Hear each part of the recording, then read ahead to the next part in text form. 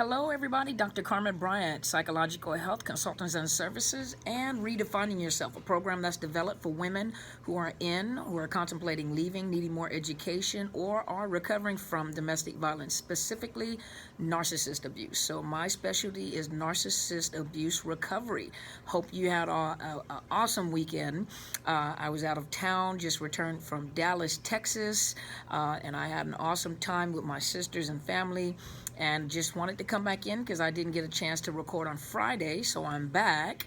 And thank you guys for the support. Thank you for all the emails. Please join my YouTube channel at Dr. Carmen Bryant, Bryant, Overcoming Narcissist Abuse, or go to my professional Facebook page, which is Psychological Health Consultants and Services. Well, today I just wanted to talk a little bit. I really didn't know what to title this yet, but I was thinking of Narcissist the hunter. He's a soul hunter, or she's a soul hunter. And so I went back and I began to research. I mean, I knew this already, but just to get some details on how to present it, the term narcissist, where it came from. And the term narcissist came from, if you guys know Greek mythology, or also Roman Greco-Roman. I'm not a big, as you see, I'm not an ancient, I like ancient history, but I'm not an ancient history buff, so I can't recall like the definite terms for the ancient history or ancient civilization, but I think either it was Greco-Roman or Roman-Greco, one or the other, but Greek mythology, and the term was it was a Greek god, Narcissus. It was a mythology, and I'm not a believer of mythology. You know, I read it, and some of the things that were said in reference to the Greek mythology, and this came from the I think it was the Ovid Metamorphosis 3. There's a book within the ancient culture, ancient history that gave the story of Narcissus. And for those of you that are not aware of the Greek mythological story, Narcissus was a son of a god by the name of Cephesus, I think is right, and a nymph Lyriope of Thespeia. So forgive me if I totally tore that name up. And I'm going to kind of paraphrase, you know, what I was reading to give you the story. But basically, Narcissus was a beautiful, handsome child.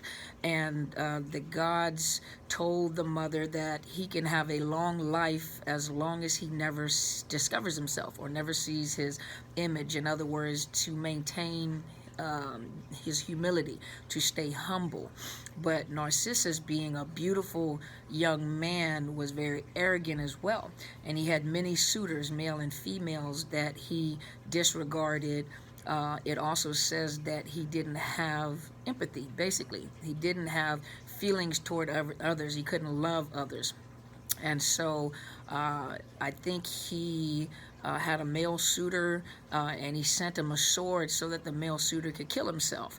And in the midst of the male suitor killing himself, he called upon the god Nemesis, and the god Nemesis released a curse over Narcissus, led him to a pool of water for him to discover his image, and Narcissus fell in love with his image. Sounds very much like the narcissist, huh? So fell in love with his image, and Echo, which was a little nymph who was also cursed to only repeat the last words of whatever the person, you know, of other people, fell in love with Narcissus and followed him. And he knew, because he kind of led her on, and he says, "Who's there?" You know, and she would repeat, "But come here." You know, he would say things and she would repeat it until he had convinced her to present herself, to show herself, and then he rejected her. And so the story goes that Echo died of a broken heart. You know, she lived all her days brokenhearted, hidden in a cave somewhere. And Narcissus, he was so in love with his image, and when he determined that he would never be able to reciprocate that love from his image, he slowly began to die. I was trying to find some little things in here that kind of reminded me of the narcissist. Of course, this is where it came from. But his biggest problem was that he was very prideful. He was very arrogant. He did not have a desire to love anyone because he was so in love with himself, and he was so in love with his image. But that image, so it was almost like he was cursed to love himself, to love his image, which he was. And so if you think about the narcissist is in love with themselves, male and female. They're in love with themselves. No one can love them the way that they love themselves. And in actuality, is not true. They really hate themselves. They have a very low self-esteem about themselves, and they hate anyone around them that is better than them or doing better than them, or in the source of supplies. They look for the source of supplies to almost like fill them with energy, fill them, remember we were talking about that new car, to give them that, but when that feeling, that excitement wears off like a drug, then they go look for a new supply. And so coming from that, I wanted to talk about for a minute, the narcissist is a soul hunter. A soul hunter. And Narcissus, the Greek mythology, was a hunter. But the narcissist that we're referring to is a soul hunter. What is the soul? The soul encompasses your thoughts, your perceptions, your feelings, your ability to reason, to love, everything that makes you a human being, feeling, empathy, all of that. And the narcissist is a soul hunter, a hunter of the souls. That's where they're looking for their source of supply, is from your soul. So that when they latch onto it, they do whatever they can to latch onto your soul to deprive you of the things that make you you. Totally deplete you. And when you have been depleted, you have no worth for them. You have no other purpose for them, so they go and look for a new source of supply. So now another thing that they use the art of seduction. If those of you remember, my favorite cartoon was The Jungle Book. I love The Jungle Book, and then The Jungle Book movie came out. But if you remember the snake, I can't recall what the snake's name was, but remember the snake hypnotized, I think his name was Mowgli, the man cub, but he hypnotized him, and Mowgli was so entranced and seduced into his hypnotic glare, his hypnotic trance, that he was so hypnotized that he was going to squeeze the life out of Mowgli and then swallow him. And someone had to break that trance between the two in order for Mowgli to be rescued from the snake, this big python or anaconda, whatever this big snake was. Look at the narcissist as a giant anaconda, a big snake that knows the art of seduction, that knows the art of hypnosis. Let's look and see, what does seduction mean? What does to seduce mean? Seduce means to make someone feel attracted to you and want to have sex with you, often someone younger or less experienced. So that's one. Another definition is to persuade or cause someone to do something that they would not usually consider doing by being very attractive and difficult to refuse. The narcissist will make themselves whatever you tell them to be. Remember in the last video we were talking about the words that you speak. The things that you say, ladies, and we have to learn not to talk so much. Let the men discover us. But the words that you speak write the script to the movie.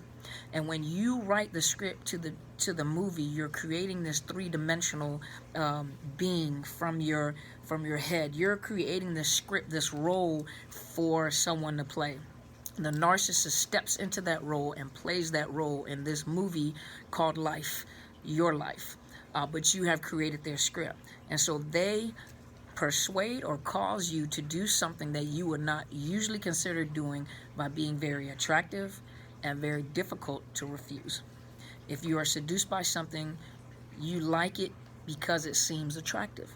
And most narcissists are attractive. But as I told my mentor the other day, I've seen some ugly narcissists, and most of the women like, I don't know what happened. I don't know how this happened.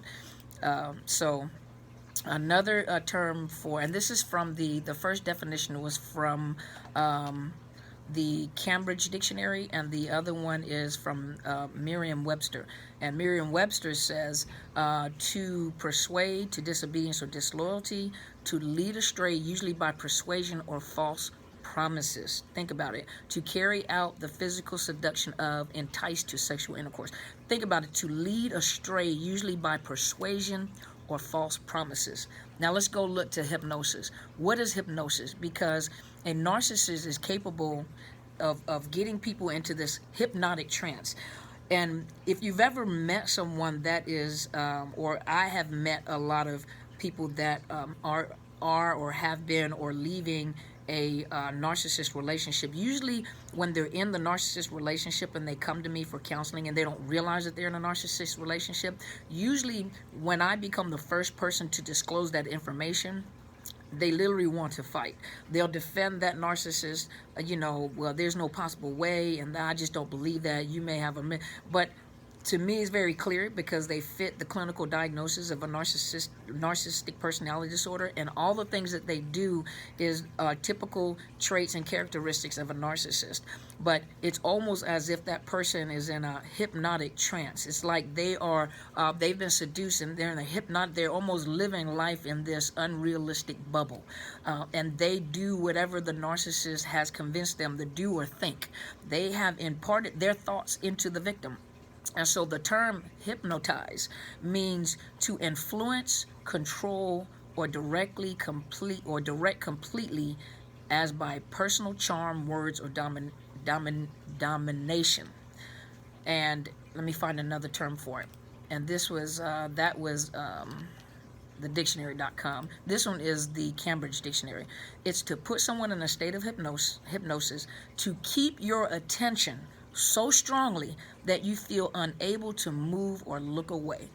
They get your focus off. That's why they isolate. That's a part of domestic violence. That's why they isolate, to get your focus on them so strongly that nothing around you from that point forward is realistic to you.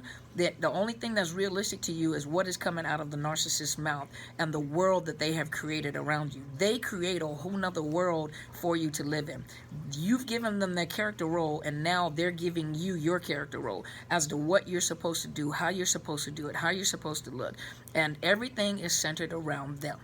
So they've literally seduced people that they're with, and they've hypnotized them. They're like in a trance state. Remember Mowgli and the snake? They're in this trance state that has you focused on just them. You will disregard yourself, you will disregard your family, you'll disregard your children, but they have you in this bondage of hypnosis and trance-like state. Some women who have come out of the relationships, long-term relationships with narcissists, have said, I have lived my life with this person as if I was in a dream. Like I went through life playing a role, but I had to numb my emotions to the pain of what the person was doing. It wasn't that I wasn't aware of what they were doing, but I numbed myself because I loved the person so much, and he had me, or she had me convinced, well, it was a he had me convinced that his reality was my reality when I knew better. The red flags were there, everything that individual did, and the actions spoke louder than the words. When people say things to you, watch their actions. If a person says they love you, love is not about an emotion. Love is about an action. If you tell me you love me, do you respect me? Do you honor me? Do you, and it's a give and take situation. It's not all one-sided where everything is surrounding this one individual. You're the other person in this relationship. But a narcissist does not see you as another person within the relationship. It is them. And they tell you how this relationship, they're one person. Their whole focus, remember, they're staring into water, and they're beautiful.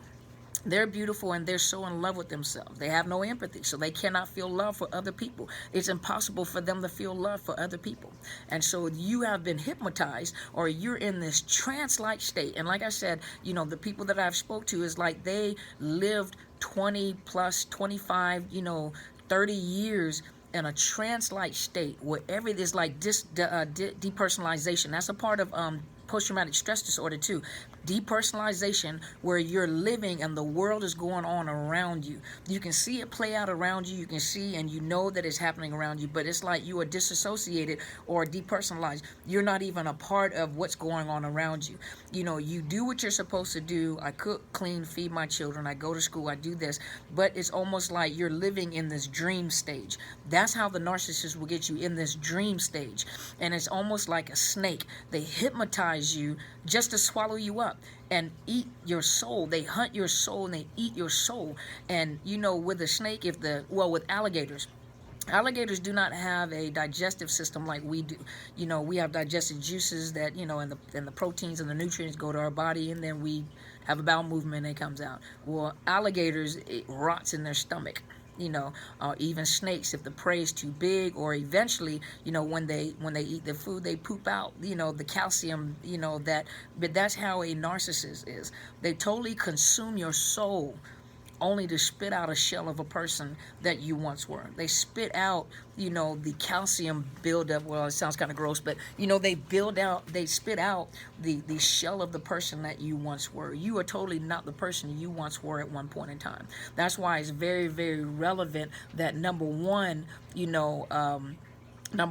you identify what you're going through. When you get more education, when people are in abusive relationship, when they're in a narcissistic relationship, you can't just come in and tell them what they need to do and what they don't need to do. They have been trained, they have been manipulated, they have been hypnotized, they have been seduced. You know, that's something that's very hard to break. I would leave it up to a professional that's familiar with trauma bonds, that's familiar with traumatic injuries, meaning clinical traumatic injury. You know, a trauma professional, people that work within the domestic violence arena, the advocates and the counselors that they have assigned. You know, leave that up to a person that is familiar, because you can do more damage than you can help. Trying to, out of the love of your heart, trying to get someone out of the situation, but their mind is not there. So if a person's mind is not made up, or if a mind is not registered what they're going through, they're always going to keep going back. You know, remember, go look at the trauma bonds video.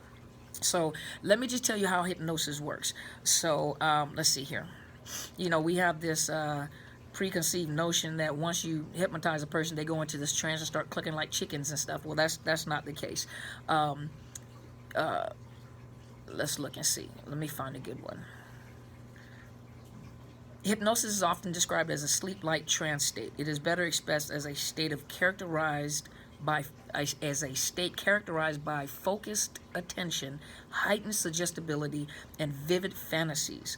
People in a hypnotic state often seem sleepy and zoned out, but in reality, they're in a state of hyper-awareness. That's how the narcissist gets their prey, gets their victims, their new supplies. They get them, and they work on getting them in this focused attention on them.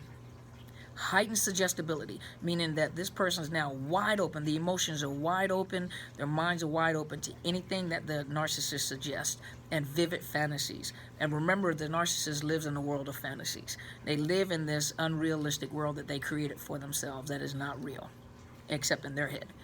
People in a hypnotic state, okay, I already said that. Remember, we were talking about the sleepy zone. It's almost like they're living in a dream life, a dream state life, like they are, you know, depersonalized and dissociated from reality. Let's see. In psychology, hypnosis is sometimes referred to as hypnotherapy and is used for a number of purposes, including reduction and treatment of pain. Hypnosis is usually performed by trained therapists who utilizes visualizations and verbal repetition to induce a hypnotic state. Think about what I just said. The therapist has been trained to utilize visualization. There we go. Visualization. It's a tongue twister. Visualization and verbal repetition. Verbal repetition, to say something over and over and over and over and over and over. What do the narcissists do? Verbal repetition, over and over and over. Trauma bonds. If you don't agree with me after my verbal repetition, that's why a lot of people, when they've been tormented, they either been sleep deprived, or the narcissist will talk for 6 to 8 hours, but they'll talk non-stop. It's like, how do they have that much energy to run off at their mouth the way that they talk non-stop?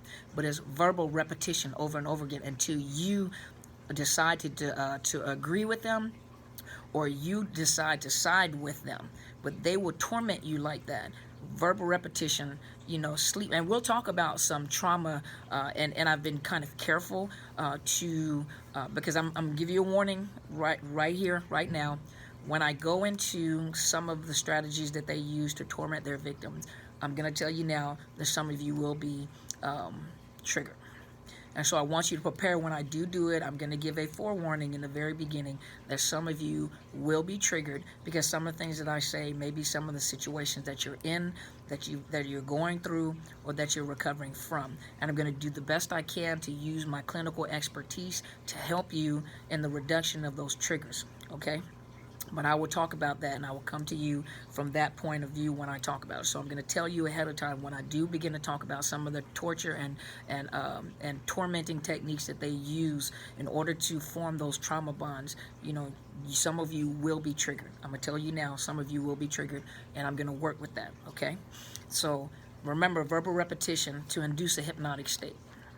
Especially when you're tired and you're exhausted and you're tired. It's almost like your will is being brought down. Your will is being broken. Your spirit is being broken. Your soul is being broken because this is what they do on a constant basis because they're all about themselves. They're so selfish and so self-absorbed that they don't think of anything but themselves, not you. So let's see. Hypnosis is different from one person to another. Some people are not easily hypnotized. Children are very easily hypnotized because it says here, let me see. Children are easily hypnotized because they're more susceptible. They tend to be more susceptible to hypnosis. They're very vulnerable little people. And so let's look here. There was experiments conducted by Ernest Hilgard, and he demonstrated how hypnosis can be used to dramatically alter perceptions. Hypnosis is used to alter perceptions, can be used to alter perceptions. After instructing a hypnotized individual not to feel pain in his or her arm, the participant's arm was then placed in ice water. While non-hypnotized individuals had to remove their arm from the water after a few seconds due to the pain, the hypnotized individual were able to leave their arm in icy waters for several minutes without experiencing pain. Think about that for a minute. The average person that has not been through domestic violence or the average person that may not have been through narcissist abuse are more susceptible to pain, red flags and pain and emotional pain, but a person that is constantly, remember the complex post-traumatic stress, that are constantly being exposed to the trauma bonds, the power and the control, the abuse, what's the word I used? The constant torment, the constant abuse over and over again. Eventually, in order for that person to survive, they become numb. It's like they depersonalize or dissociate from their environment in order to be able to mentally cope with the pain. The body is set up where your body is set up where if you experience a physical, an accident, or the body goes into shock. And so a lot of people don't die from the injury, they die from shock. And so you have to treat the shock before you treat the injury, before the injury.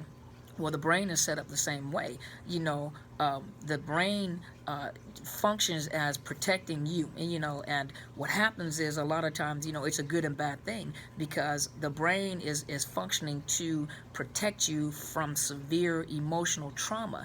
And so what it'll do, it would allow you to split and depersonalize yourself in order to be able to survive the trauma that you're going through. And so think about hypnosis for a minute, that a person that has been hypnotized, by the words and the repetitious words that this narcissist is saying, you become almost immune, almost numb to the pain, the emotional pain that you're going through, all for the sake of what you consider to be love. I love this person. The person just has problems. I'm going to stick it out with them. But you're numb to the pain that they're causing. And the average person probably would have killed themselves already. And there are women out there that can't tolerate it, that have not been able to numb themselves, that have committed suicide. Ladies, if suicide is something that's on your mind, or, excuse me, or you want to, if you've been contemplating suicide or thinking about dying to get out of the situation, your life is not worth it. You need to fight back. You need to take your life back because your life is not worth sacrificing for him. It's almost like your life and your soul has become a sacrifice in order to keep this individual, living, breathing, because you're that supply. It's time for you to, excuse me, I'm so sorry. It's time for you to take your life back. It's time for you to take your life out of their hands. A person cannot, to give up your authority and to give up your power, you have to do that consciously. You have to agree to do that. No one can take your power. No one can take your authority. No one can take control of you, over you, unless you give it up to do it. And those of you see with trauma bonds and some of the things that they do, you, because of the stress of what you're going through, you give it up in order to get peace from that person. But that person, that narcissist, is never going to change. And your life is not worth giving up over a person that doesn't care about anybody else but themselves. It's hard to believe. It's hard to grasp. There are people that have left my counseling because of that, but I've given them the truth. If you come to my counseling agency and you ever receive counseling from me, I'm going to tell you the truth. I'm not going to lie to you. I'm going to tell you the truth, and I'm going to work through it with you. Once I give that information, some people can't handle that information. They're not ready for it. But at least I did the ethical thing, and I gave you the information, so you have the information. Likewise, your life is not worth giving up or dying over an individual that doesn't care anything about you. And if you snuff your own life out, how many people around you will you hurt? Because there are people that care about you regardless and despite of what the narcissist has told you. There are people that love you. There are people that care about you. And there are people that are waiting for you to overcome the abuse that you've went through and the trauma that you've been through, because there are women out there that are waiting for you to tell your story. There are women out there, waiting for you to tell them how you survived. Had I not survived, I would not be here talking to you about narcissist abuse. Not only am I a clinician, not only am I a clinical trauma professional, I'm a survivor of narcissist abuse. Had I killed myself, I would not have been able to tell you this information. You get something out of it. Well, somebody's waiting for you too. Somebody's waiting to hear your story. I may not be able to reach everyone, but you can reach the people that I don't reach, and you need to tell your story on how you survived. Your life is too costly. Your life is priceless. Your life is worth more than that narcissist. And I don't care what that narcissist has told you. I don't care how he trauma bonded with you. It's time for you to recover. And if you're watching this, and I encourage everyone to share these videos, you don't know who you're going to reach. When you share a video, you don't know whose friend's friend, who you are not even connected to on Facebook. You have no idea who's watching these videos as these videos circulate. If we can get people to sign petitions that help people out, to unfair law practices, if we can help people find people missing children, you have child predators out there, where you have soul predators out there, and they're called narcissists, psychopaths, sociopaths. These are narcissists.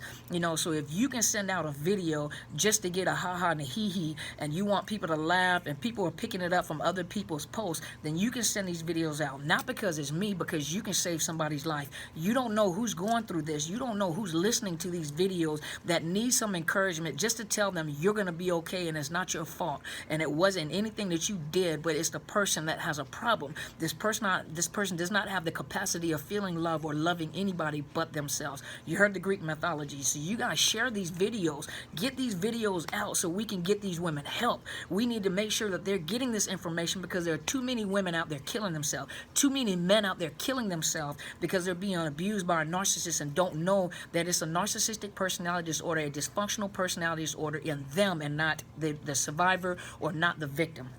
Get these videos out, you guys. Make your own videos and start talking about your own experience. But make sure you're coming and you're giving these experiences from a place of healing, not a place of hurt. Because if you're coming and you're talking about your own experience from a place of hurt, you're going to trigger more people. You're going to make them feel hopeless because you haven't recovered. You take the time to recover from it so you can talk about it.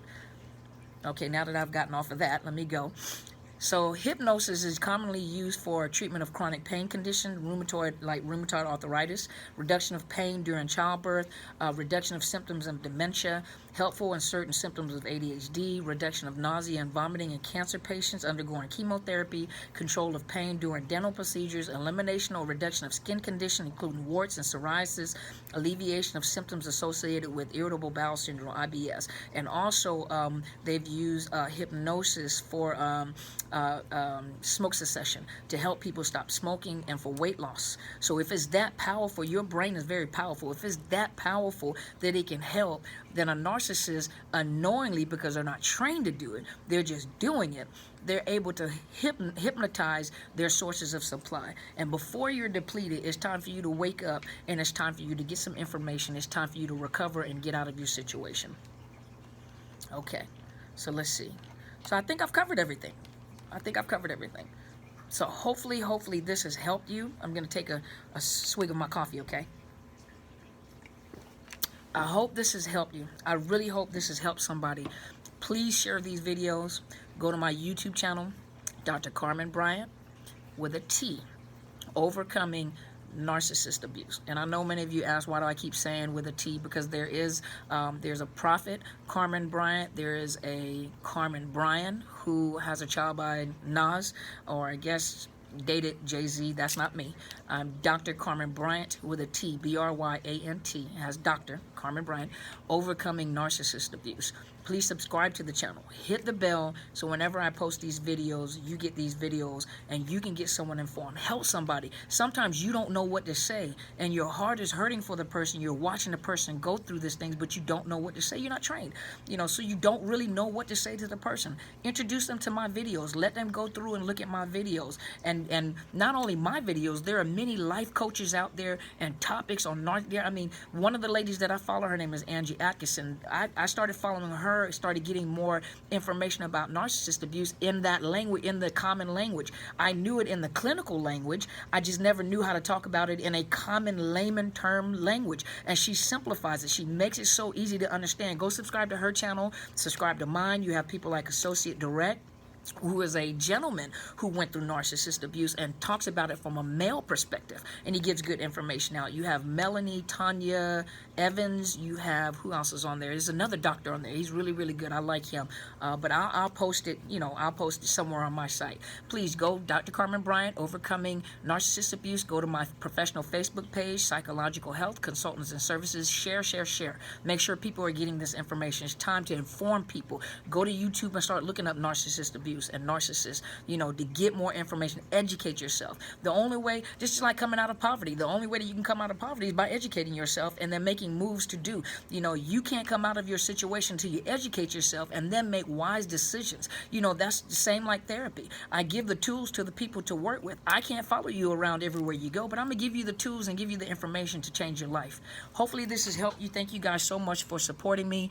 Thank you so much for emailing me. I love all the emails. Thank you for sharing your stories. Thank you so much for inboxing me, privately, and even making comments. Make your comments on YouTube. Let people know some of your experience. Let people know that you're watching, if it's safe for you to do that. Say something about the video. Say something so that other people see that they're not alone. Thank you guys once again. You guys have an awesome day. Awesome day, awesome, awesome day. And as my friend always says, go and be great.